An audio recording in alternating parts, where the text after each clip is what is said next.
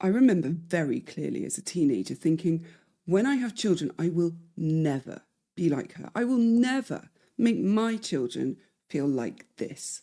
It was a noble thought on my part, filled with good intent, desperate to protect my future children from the futile anger, the hurt, the constant dismissal, mocking, judging, humiliation and intrusion. Not to mention, of course, the control and constant demand to make her feel better about herself. There was no way I was letting my child ever feel they weren't good enough, or indeed worse. And then my son was born, and I remembered the vow I had made, and so I doggedly adhered to it, thinking if I did the opposite, I would be the greatest parent of all time. But really, I was afraid.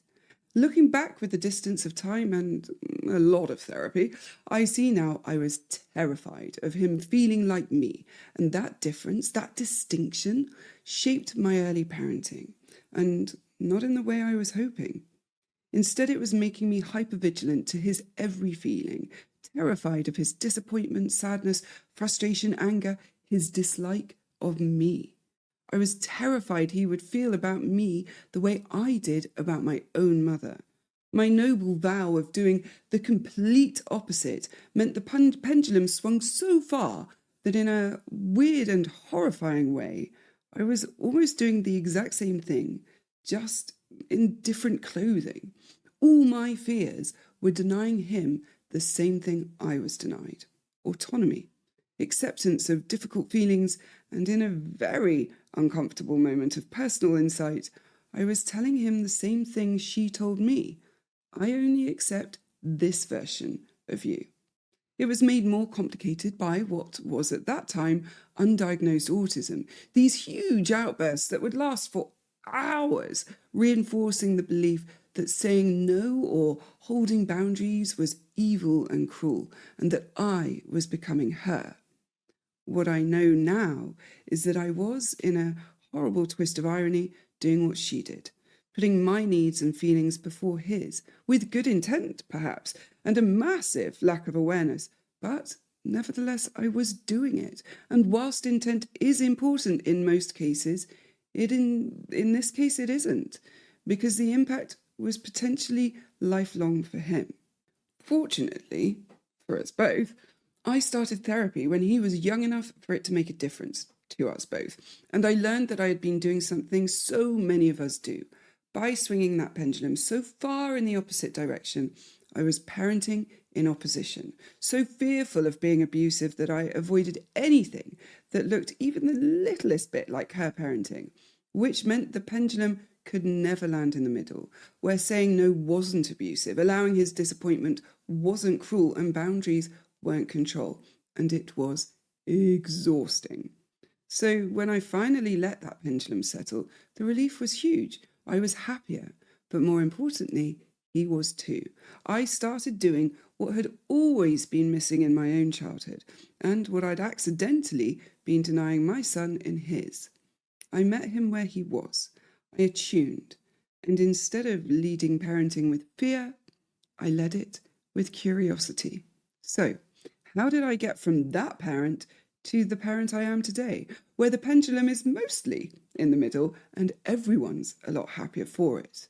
Whether your children are small or fully grown adults, it's never too late to move the pendulum. It might be a little tougher and rustier if they're older, but it still can be done. And you can still be the parent you wanted and they needed you to be. I know you've been asking yourself, am I the problem? Let's find out with me, your host, Helen Villas.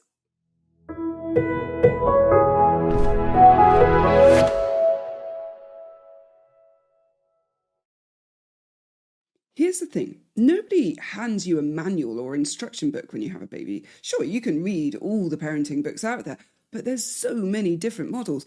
How on earth do you know which is the right one? And nothing gets into the minutiae and tells you what a good parent actually does on a wet Tuesday afternoon when everybody's tired and nobody's eaten, everyone's grumpy, including you. So you do what every single one of us does. You reach for the model you've already got. And the trouble is that the model you've got, the one wired in deepest from before you had words for any of it, is how you yourself were parented. That's your reference point. And you may or may not know that that model is faulty. So you either repeat it or you do what I did. You swing the pendulum. Of course you do. Because to you, a good parent isn't something you can conjure out of nowhere. A good parent is simply everything yours wasn't.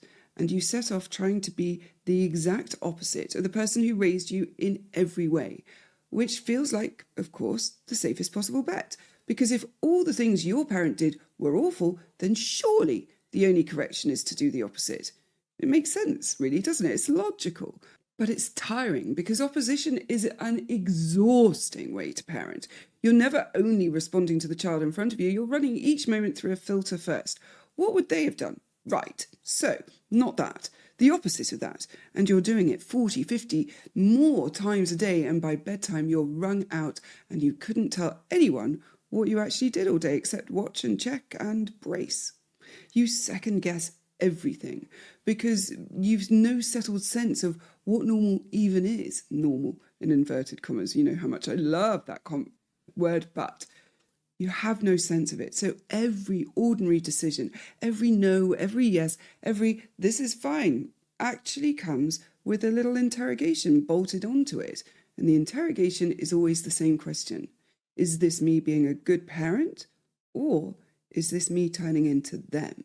Not to mention the confusion that surrounds the moments of good parenting, inverted commas for those not watching on YouTube, from your parent if there were any. I hear this regularly. It wasn't all bad, which makes it more confusing in the first place. Adds to the idea that maybe you really were the problem, not them, and it feels like if you're doing the opposite, you can't do anything they did, otherwise you're betraying yourself somehow, or even being them. You're not. The two things can be true. They can coexist.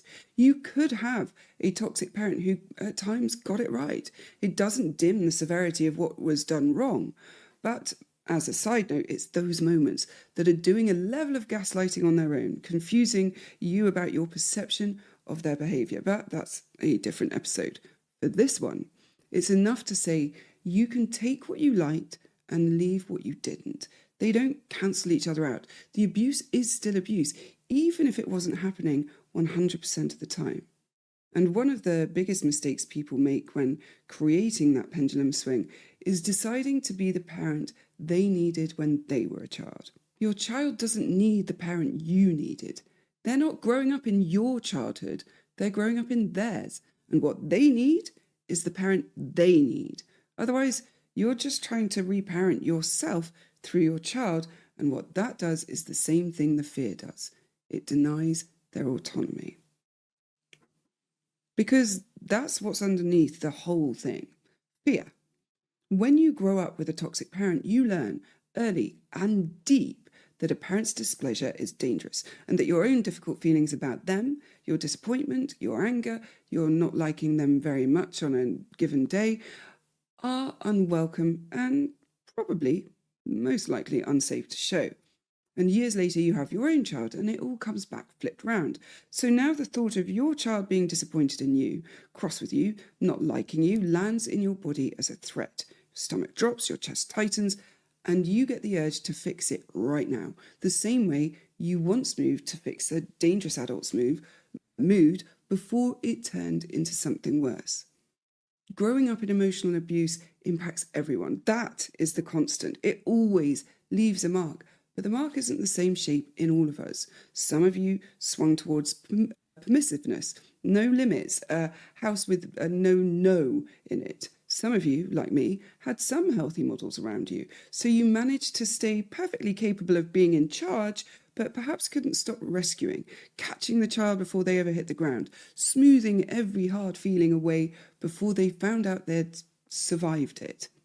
Some of you give too much autonomy, some too little, and manage both at once, wildly permissive about one thing and rigidly controlling about another, with no real clear reason why. What I typically see is that whichever way your parent parented, you do the opposite. So where your pendulum swings to depends on where it swings from.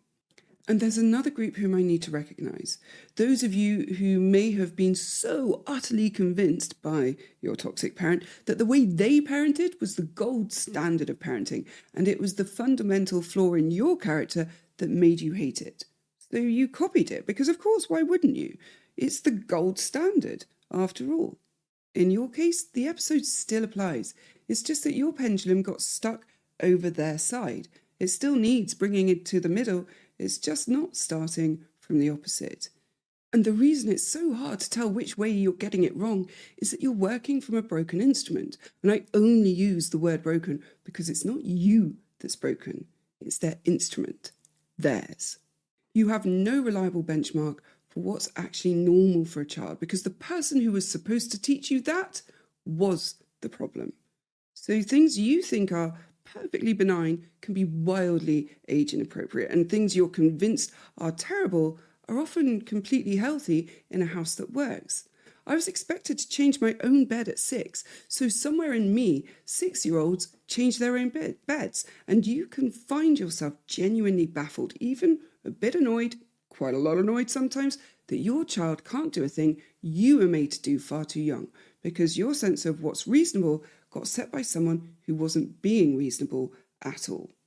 You might suppress your own needs constantly to meet theirs and call it devotion. And a lot of the time, meeting a small child's needs ahead of your own is exactly the job, but not all of the time. And if you can never once put yourself first without a wave of guilt, that's not devotion. That's still the old conditioning running. And it's this sort of bit that's so hard to find the middle ground on. We know as parents our behaviour affects our child. We know they idolise and depend on us and want our love and approval, so not going to watch them in their netball match disappoints them. So we feel guilty. But it's not always possible to go to the match. So where's the balance? How do you meet your needs without disappointing them? More on that later, but ultimately, some disappointment is actually a really good thing. Then there's the triggering. Your child will, sooner or later, do something you got punished for as a child. Be too loud, too much, answer back, cry over something you were screamed at or stonewalled for, or they want something out loud and unashamedly in a way you were never allowed to want. And you'll feel a flash of something far too big for the moment, a spike of rage or panic or a cold need to shut it down now. It feels like it's about them, and it almost never is. It's old. It's the punishment you got firing off in your body and aimed at the wrong person. Last season in episode 11, I spoke to a woman who was incandescent when her daughter did a particular thing and completely unbothered when her son did the same thing. And it turned out the daughter had done nothing wrong at all. The person knew that too. She'd done something that would have got a younger version of that mother into serious trouble. And the rage was decades old and had nothing to do with the child in front of her. And it isn't only the big obvious triggers. For a lot of us, just being needed can do it. Just being wanted, someone asking something of you, tugging your sleeve, needing you to produce a snack or give attention or a clean PE kit, maybe even all at once, because being needed meant no choice. No pause while you finished what you were doing, and if you didn't jump the moment it was demanded, it was more evidence of your awfulness. So now you react to being needed by your child, maybe others too, with all the irritation and resentment you held back from your parent. Maybe not outwardly, but inside. Your body is jangling with the suppressed emotion and the unsuppressed adrenaline telling you to move before you're too late and you face the punishment. One of the ways that this shows up, though not the only one, of course, is that you can read your child's ordinary independence as a rejection of you. Think about what got punished in a toxic home. Difference, wanting your own thing, pulling away, preferring the other parent, needing space, all of it treated as betrayal. So that's the lens you were handed. And when your child does the most normal developmental thing there is and asserts themselves, or wants it their own way, goes off you for an afternoon, you can feel it as them leaving you or proving you're the bad parent after all, when really they're just growing up exactly as they should. And here's the bit that explains why any of this is so hard to change, why you can know all of it and still cave. You were actively taught that healthy things are the bad things. A toxic parent teaches you that everything that would make you a healthy, functioning adult makes you the worst person alive.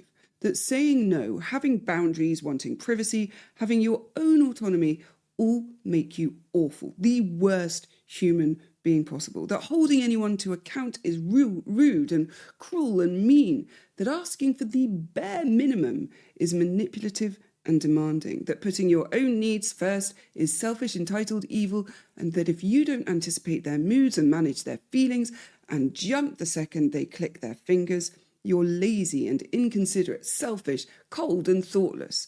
Every single thing you'd need to become a self-reliant, healthy individual who can rely on other people gets filed under the very worst of human behaviour by someone who is, without a flicker of irony, doing exactly those things to a child. So when you go to say no to your own child now and you're flattened by guilt, that guilt isn't really about the no. It's the old conditioning telling you you've just proved how awful you secretly are and that if anyone saw you, they'd think so too. That's why just set a boundary is such useless advice for people like us. The boundary was never the hard part. The hard part is the conditioning that fires the second that you try. Now, a child does genuinely need some of what you're so frightened to give. Not the cruelty, never that, of course, but the ordinary stuff. A no that holds, a disappointment they're allowed to have while you stay warm beside them, a limit they can push against and discover survives. Because that's how a child learns they can bear not getting their way. That the world is reliable and so are you, that they can fall over a small, manageable pain and get back up. And if every hard edge is smoothed away before they reach it, they never get to find that out. And this is the point where I know some of you are already turning this into evidence against yourself. So stop right now. This is not me telling you you've damaged your child. It's me telling you what children need so you can give it. And the fact that you're worrying about it puts you miles ahead of the person who raised you, quite honestly. There are different ways that this can land for a child, and none of them are sealed fates.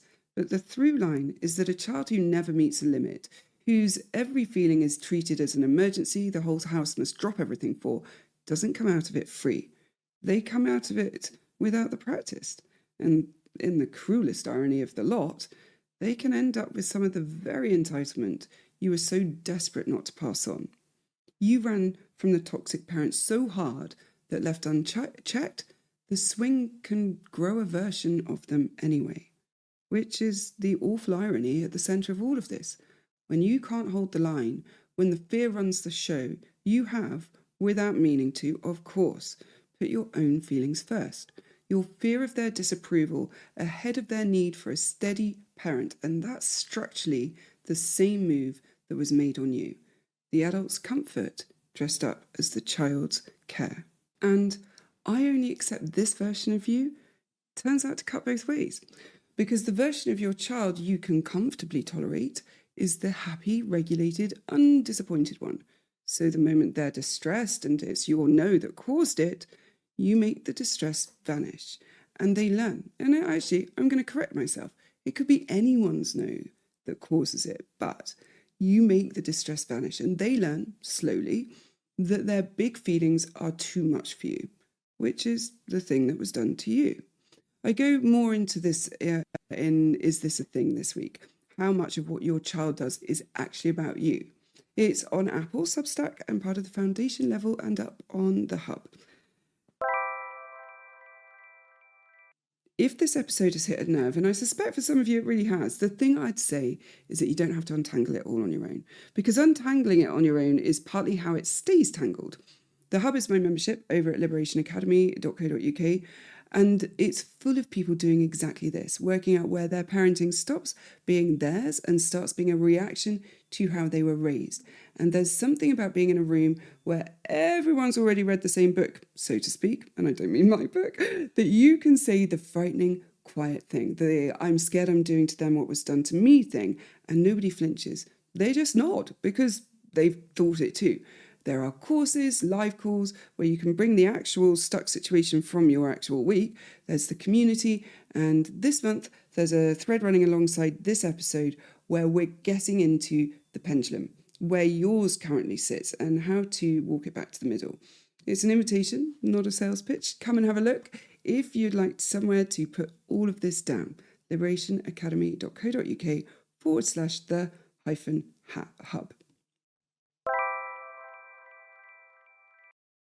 There's another impact of smoothing the edges. It also becomes operant conditioning itself. Not you on them, but them on you.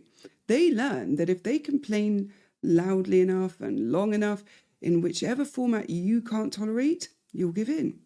I went through this exact thing with my daughter. At bedtime, if I left a room before she was asleep, she would get so upset she would eventually throw up. And it had me sitting at the edge of her bed for hours and hours every night. The slightest shift raising a panicked "Mummy" from the pillow, tears just literally welling in that instant. It was the throwing up that had conditioned me. That old fear crept in. What kind of a parent lets their child get so upset they vomit? An abusive one, in my mind. It all changed when I got a bit of advice from my psychologist friend and I held firm.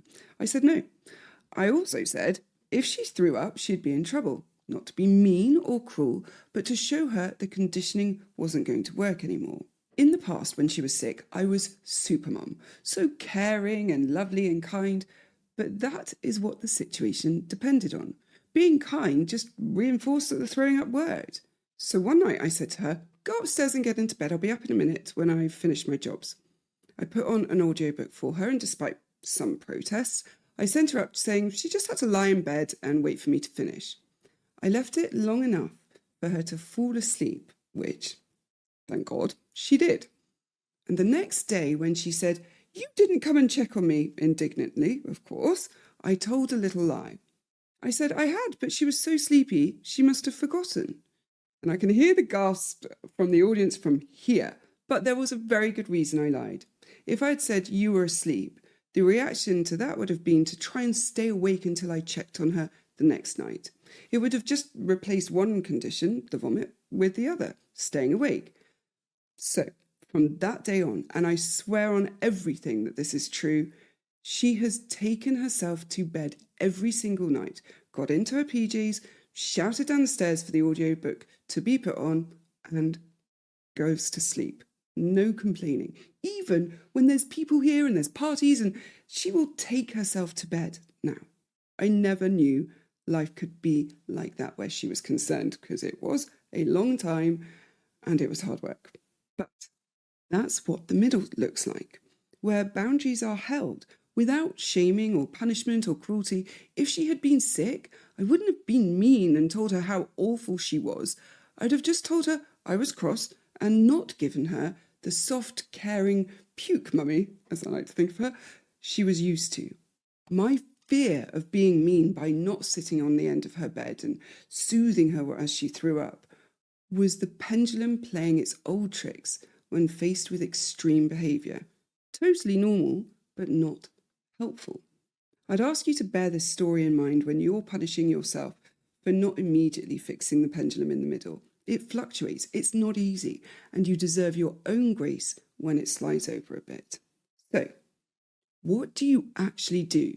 And the honest answer is less technique than slowly moving where you're parenting from out of fear and into something steadier. Before I go any further, I want to define what actually qualifies as abuse. I notice the word gets used very liberally and as a result incorrectly. Abuse, and I mean the actual clinical definition, not the internet one, is a sustained, repeated pattern of behaviour inside a relationship of trust or power that harms someone or puts them at risk of harm. With emotional abuse specifically, it's a pattern that tells a child or person over and over that they are worthless, unlovable, or only worth something when they're meeting somebody else's needs, or that sets out to frighten, humiliate, isolate, or ignore them. Abuse is about exploitation of power, unpredictability, and threat, whether implicit or explicit. Notice the two words carrying all the weight there, pattern and harm. It isn't a single bad day, it isn't one lost temper, one unfair no, one evening you were too tired to be patient and kind and super parent. Abuse is the drip, drip, drip of it, the acid, the drop of acid dripping away, the consistency, the thing a child comes to expect walking through their own front door. It is the predictability of unpredictability. A one-off is a rupture, and ruptures happen in every decent home on the planet. The pattern is what does the damage. And this matters enormously for you, because if you came out of a toxic childhood, you will label possibly almost everything you do abuse. You said no, so that's abusive. Or you think you're close to it anyway. You let them be disappointed, so that's cruel. You lost it a bit on the school run, so that's it. You've become them. But saying no isn't abuse. Disappointing your child isn't abuse. Being human and running out of patience isn't abuse. If it were, there'd be no non-abusive parents anywhere, because there isn't a parent alive who hasn't snapped. What made your childhood abusive was never the individual moments, it was the pattern, the contempt sitting underneath it, and the fact that it was aimed at your worth as a person rather than at anything you'd actually done. It starts with prizing apart three things that fear has kind of superglued together. This is more a realization than a task. No is not abuse. Your child's disappointment is not you being cruel, and a boundary is not control, as we've established. In your body, they feel identical. They trip the same alarm, but they're not the same thing. And until you can hold that a no can be warm, that a child can be disappointed and completely fine, that a limit can be an act of love, you'll keep running from all three, because your benchmark is low, broken even. You sometimes have to stop trusting your gut and check yourself against something outside it, which feels wrong and isn't. If your immediate read is that saying no is cruel, that reading isn't reliable. It's the old training, the conditioning talking, not the truth. And it's fine, sensible even, to check yourself against something other than your own instincts. A good book on child development, other parents whose kids seem all right, a professional, the hub, anyone standing outside the fog. Needing an external reference isn't a failure. It's just what you do when the person who was meant to install yours installed a broken one. There's one distinction I'd actually tattoo on people if I actually could, which is the difference between you did a bad thing and you are a bad thing. You're allowed to tell your child they did something wrong. Naming a behaviour, that hurt your sister, we don't hit. You can't have that. It's not an abuse. It's parenting. It's good, it's boundaries, and it's a completely different act from what was done to you, which was an attack on who you are. The abuse was never in the correction. It was in the character assassination that came with it. You're selfish, you're too much, you're the problem. Keep the behaviour and the child separate. And you can correct all day long without ever once telling your child they're rotten to the core. And while we're here, it is normal to get frustrated with your children. Frustration is not abuse. Snapping occasionally is not abuse. Being tired and short one evening does not make you them. Because it was never the odd bad moment that did the damage. It was the pattern, the contempt, the intent. A frustrated parent who repairs afterwards is teaching a child something priceless, that people get it wrong and come back and mend it, that conflict isn't terminal, and most importantly, that how someone treats them isn't about them, that they're not responsible for other people's behaviour. Then there's the skill that carries most of the weight, which is just being able to tolerate your child's distress without collapsing into it or caving to end it. They're upset you said no to the biscuit, and the whole job of your side of the room, staying warm, staying there, not fixing, not lecturing, just being the steady thing while they have the feeling because they're being upset, is not the emergency your body is reporting. It's survivable. And every time you let them be disappointed and stay kind, don't fold, you teach them they can survive not getting their way, and you teach yourself that their unhappiness doesn't have to end you. Build that on the small stuff, not the big showdown things. Going to the loo in peace is a real boundary and a really good place to start. You just say something like, I'm going to the loo, wait here, I'll be back in a minute.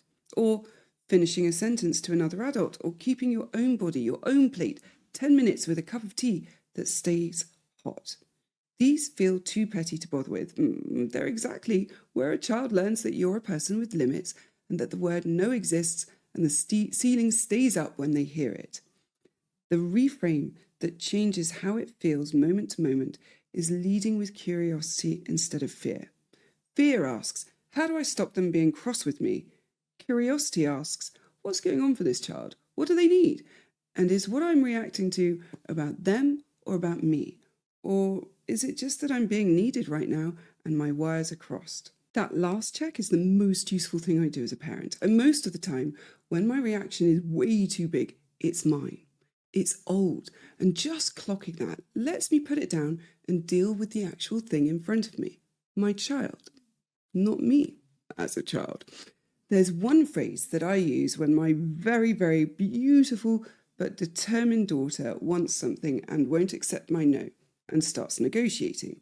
I will just say, I've answered the question, this isn't a discussion. But before you panic, what's also important is that sometimes I will enter the negotiation because I actually think it's a brilliant skill for her to develop. Offer, rejection, counteroffer. What is she going to do with that? Sales? Who knows? But it's amazing. I'm not trying to eradicate her tenacity, her determinedness, or her personality.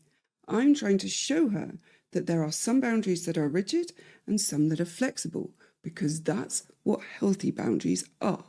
For the neurodivergent families, and I'm in one, a few specific things. Meeting a child where they are is not the same as letting the world shrink to fit them. A child who hates the supermarket doesn't need to be banned from supermarkets forever. That just teaches them that the supermarket is genuinely dangerous. It reinforces the belief. They need supporting into tolerating it gradually, with patience and warmth and a way out of if everything just kind of tips over and it all goes wrong. So the goal is a bigger world that they can cope with, not a smaller one that they never have to. And you have to learn to tell protest from dysregulation because they need opposite things. A child pushing to see if the no is real needs you to hold it calmly and let them be cross. A child genuinely overwhelmed and dysregulated, melting down, needs you alongside them, helping them come down. And only once they're regulated does a limit mean anything at all. Avoiding or caving to a meltdown teaches the wrong thing, but so does gripping a boundary while a child drowns. And telling those apart takes time and effort and work. So go gently on yourself while you learn it. And on the days when your own executive function has left the building, gone on holiday without you, a good enough steady response beats a perfect one you haven't got the resources for. So lower the bar on the bad days. And I mean your bad days. The middle is lighter than you think. Because we're so frightened of the harsh end, we can't imagine the healthy version at all sometimes. For years, I'd never call my children dramatic. And I know the reaction I feel, because I know this audience, I know how you perceive what your lens coloured you to see these things as. And I know that you may hear these things through that lens. But let me finish and then make your assessment, please. I used to swear I would never call my children dramatic because it had been used on me as a weapon. Oh, it's so dramatic. Oh my God, overreaction, all those really negative things. And then I did years of therapy on it, amongst other things, and realised it was never actually the word that was the problem. It was how it had been used. It was to shame me, make my feelings a crime against me, evidence of how I shouldn't be trusted, how I couldn't trust myself. It was just more stuff around how I was just not enough, right? And even worse, such a terrible human being that I was just a burden on everyone. So now, once my daughter's actually been heard, once the feeling is real to me, I can say, as in I've observed it, met it, acknowledged it, I can say very lightly and laughing, are we maybe just being a touch dramatic? And she will laugh and say, maybe, and then just wander off completely regulated and chuckling about the entire whole thing. This morning there was a spider on the landing and she was absolutely convinced. The scream that came from up the stairs, she was convinced it was the size of our small dog, which actually turned out to be roughly one step up from a money spider. And she's allowed, entirely allowed, the enormous feeling, the shock, the jump. But she'll also tell you cheerfully that she's being a bit dramatic, and there's no shame in it anywhere, because she's building the thing I and you never got to build, which is a huge feeling and the ability to bring it back down, both at once. No shame stuck to either of them. It is both magical and painfully enviable sometimes. I'll talk about that in a moment. I am really conscious that some of you are listening to all of this with a very particular ache because your children aren't small anymore. They're teenagers, or they're grown, or they've got children of their own, and you're doing the maths on everything I've just described and landing on one word, one phrase: too late. 2 words. But let me talk to you for a moment. Firstly, there's the grief, because that's what it is, and we don't say it plainly enough. You're grieving the parent you wanted to be and couldn't be, because you're doing it on no sleep, no blueprint, and a body still braced for a threat that ended years ago. You're grieving the childhood you'd have given them if you'd known then what you know now. That is a real loss, and it deserves to be mourned, not just filed under things I got wrong, more evidence of me being useless. And then there's the one nobody says out loud, so I will. Sometimes, watching your child have the thing that you never got, the softness, the safety, the being allowed to feel, being believed, being loved, being accepted, you can feel something that looks horribly like resentment. You gave or are giving them the childhood you could only ever dream of. And there is a small, angry, hurt, and very sad part of you that maybe resents them for having it at times. There's a jealousy and envy of it. If you have ever felt that resentment, I really want you to hear this. It doesn't make you a monster. It makes you someone who was starved and then had to watch somebody else be fed. The resentment isn't aimed at your child at all. It's grief for yourself. It's grief for the version of you that never got any of it. The resentment really is probably more likely towards your parent. But it's in the moments when your child is being ungrateful or entitled or selfish, and again, if you're not watching on YouTube, inverted commas to all 3 of those, when they are being those things, that it can bubble up and it can make you feel like you are the most horrific person in the world. And the reason to name it out loud to yourself is that a named feeling is one you can actually hold, and an unnamed feeling leaks out sideways onto the very people that you'd never choose to hurt, who have absolutely no responsibility for that hurt. Here's the part I need you to hear, though. It's not too late. Because repair was never only for small children. You can't go back and reparent a person who's 30. But you can go to them now and say, I've been thinking about how I did some of this. I got some things wrong and I'm sorry. And here's what I understand now. But if you have anything to add, please tell me. I want to understand and repair how I hurt you. We're not grovelling, there's no performance, not handing them your guilt to carry, just an honest adult acknowledgement, allowing their autonomy when they say, I don't want to talk about it, I've got nothing to add, or whatever it is. It is astonishing what that repairs, even decades on, and it teaches them the same thing it teaches a toddler, that people get it wrong and come back and mend it. You seeing this now isn't proof you failed. It's the same clear sight that would have changed things earlier, arriving late but not useless. The relationship is still alive and you can still change it. Here's the uncomfortable bit. Your fear is about you, not them. When you cave, when you rescue, when you smooth the hard thing away before they reach it, you are, in that moment, managing your own feelings and calling it their needs. And I know that stings, because it feels like the most loving thing in the world, but it's your comfort you're protecting, not their growth. And you can hold that honestly without turning it into proof that you're a terrible parent or human being, because the whole point of this episode is that you're not. You're a frightened one, working off a broken blueprint, doing your best in the dark. Accountability isn't the same as shame. Shame says you're bad and there's nothing to be done. Accountability says, this bit is mine and I can do something about it. The kindest and hardest thing you can do is let your child be disappointed in you and stay warm and stay put and not fix it. To be on purpose the very thing you were most afraid of being, and to find that the no was never the cruelty. The cruelty was always in how it was done, and you get to do it completely differently. You owe yourself a way of parenting that isn't run by fear, not just for them, for you, because fear-led parenting hollows you out and turns you into a stranger to your own limits. The pattern is old, but untangling it is yours now, and you can do it without hating yourself the whole way through. Next week, it's why your relationships keep following the same shape, the pattern that you can see coming and walk into anyway. So before then, if you would like to share your pattern that you keep spotting in people that you end up with, the thing that you clock too late maybe every time, you could either leave it in the comments underneath this episode, or you could let me know on social media through messages or comments, whatever you'd like to do. But, I would love to hear, and I might well talk about it next week. So thank you for listening, and as ever, all that remains to be said is take care.